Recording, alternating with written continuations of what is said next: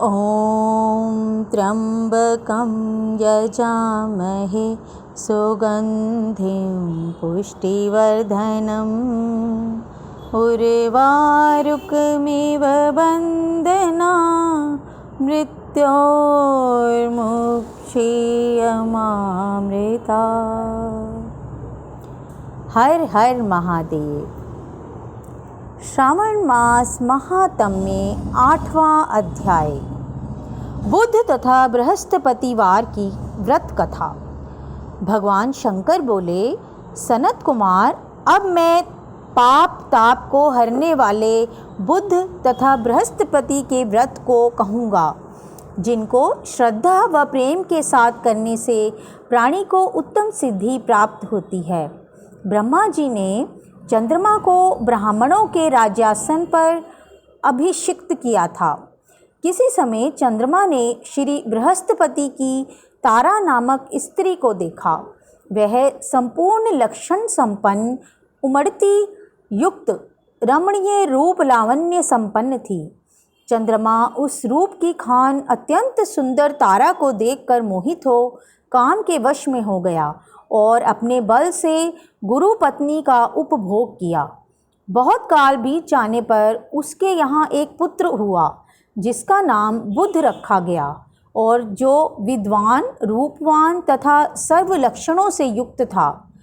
बृहस्पति अपनी पत्नी को तलाश करते हुए चंद्रमा के यहाँ पहुँचे और उससे कहा, मेरे पत्नी मुझे वापस कर दो।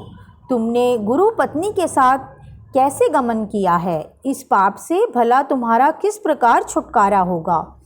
इस महापाप की ओर तुम्हारी बुद्धि किस प्रकार गई? अब तुम चुपचाप मेरी स्त्री को मुझे वापस लौटा दो और स्वयं प्रायश्चित करके पाप से रहित हो जाओ। यदि तुम इसे वापस नहीं लौटाओगे तो मैं इंद्र सभा में जाकर तुम्हारे इस पाप को कहूँगा। बृहस्पति के इस प्रकार कहने पर भी चंद्रमा ने तारा को नहीं लौटाया।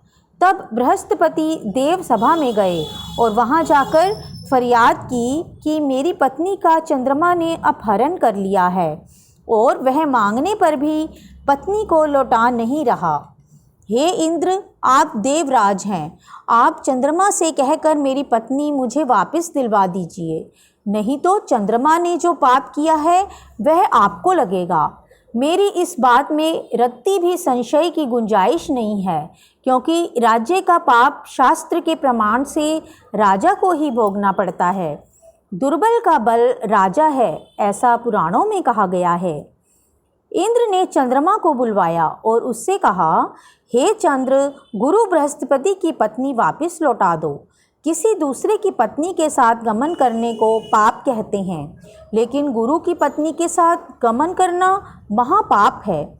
अतः ए चंद्र, तुम गुरु की पत्नी बिना विचारे ही वापस लौटा दो। देवराज इंद्र के वचन सुनकर चंद्रमा ने कहा, आपके आदेश अनुसार मैं इनकी पत्नी इनको वापस लौटा देता हूँ, मगर मैं अपना पुत्र इनको बिल्कुल नहीं दूंगा, क्योंकि यह मेरा पुत्र है। चंद्रमा की इस बात से देवताओं को संशय पैदा हो गया। यह पुत्र किसका है? यह तो तारा ही ठीक ठीक बतला सकती थी। उन्होंने बृहस्पति की पत्नी तारा को बुलाकर पूछा, हे कल्याणी, तुम सच सच कहो कि यह पुत्र किसका है? झूठ बिल्कुल नहीं बोलना। लज्जा से संपन्न तारा ने कहा, यह बालक चंद्रमा का औरस तथा बृहस्पति का क्षेत्रज पुत्र है।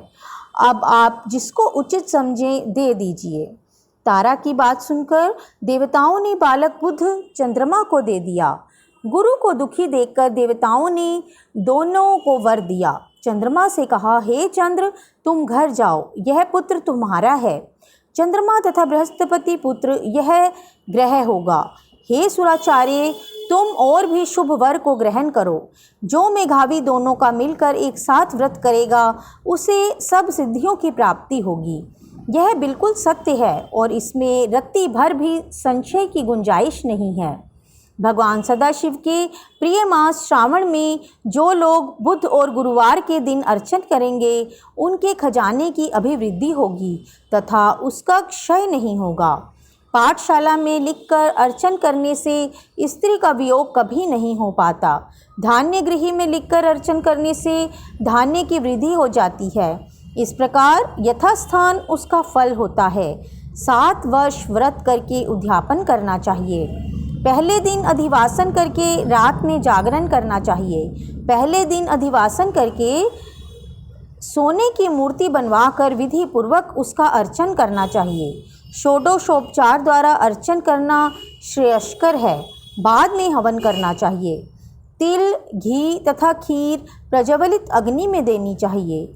चिंचिड़ा तथा पीपल की समिधाओं से हवन करके पूर्णाहुति डालनी चाहिए। मामा तथा भांजे को भोजन करवाकर अन्य ब्राह्मणों को भोजन करवाना चाहिए और स्वयं भी भोजन करना चाहिए। इस प्रकार 7 वर्ष तक व्रत करने वाली व्रती अपनी सब इच्छाओं को पूर्ण कर लेता है। जो विद्या की कामना करता है उसको विद्या की प्राप्ति हो जाती है।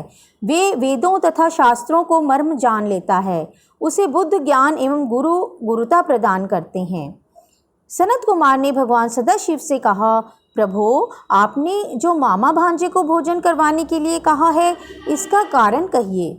भगवान सदाशिव ने कहा, हे सनत कुमार, प्राचीन काल में एक मामा तथा उसका भांजा दोनों दरिद्र थे। वह एक दिन भोजन के लिए घूमते घूमते एक सुंदर नगर में जा निकले। उन्होंने श्रावण के महीने में उस नगर में प्रत्येक वार का व्रत करते हुए किसी को नहीं देखा। उन मामा भांजे दोनों ने विचारा कि सभी स्थानों पर सूर्य तथा अन्य वारों का व्रत होते देखा है, पर बुध और गुरुवार का व्रत होते कभी नहीं देखा। क्यों ना हम दोनों इस व्रत को करें। यह अनुचिष्ट व्रत है, इसे हम करेंगे। लेकिन विधि विधान न जानने के कारण वह दोनों संशयापन्न हो गए।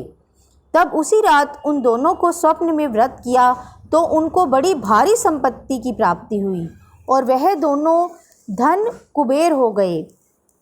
उनका ऐश्वर्य दिनों दिन बढ़ता गया। इस तरह पूरे 7 वर्ष तक व्रत करके वह पुत्र पौत्र आदि से संपन्न हो गए।